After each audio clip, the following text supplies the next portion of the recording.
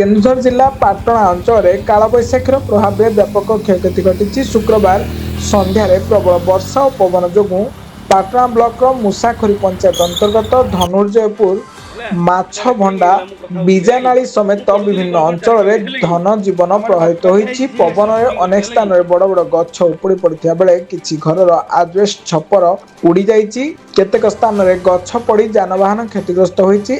राजरास्ता उपरे गछ पड़ी रही। अन्यपटे विद्युत खुंट और तार क्षतिग्रस्त होगा फल अंचल में विद्युत सेवा ब्याहत होती। गत मास ठीक आज दिन में पाटणा अंचल में कालबैशाखी जोगु व्यापक क्षयक्षति होता। हजार हजार लोक बासहीन हो रही से दुख लोकों मनरू जाई नथिया बेले पुणी एक मास पर आज दिन में कालबैशाखी क्षति जोगु लोके चिंतार पड़ते। स्थानीय लोके प्रशासन पक्षर शीघ्र रास्ता सफा विद्युत सेवा स्वाभाविक और क्षतिग्रस्त को सहायता जोगाई को दावी करछन्ति।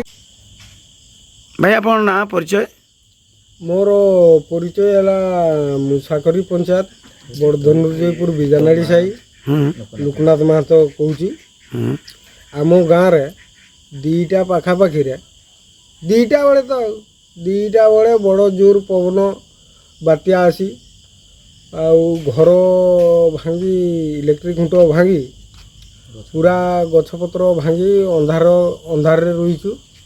बर्तमान घर उजाड़ी देइछि, पानी पशि सारी। आमर सरकारी कर्मचारी कई बर्तमान सुधा पहुँची ना।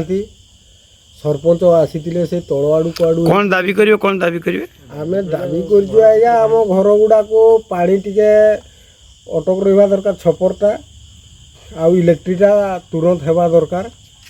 आउ इलेक्ट्रिक पूरा अंधार।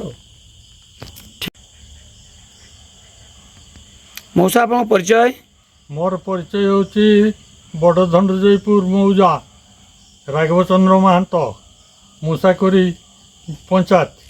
आज बात्यार मोर रोषे घर भांगी गछ झांकी आर शुवा घरटे मोहल डाल पड़क सब टाइल का भांगी देछि।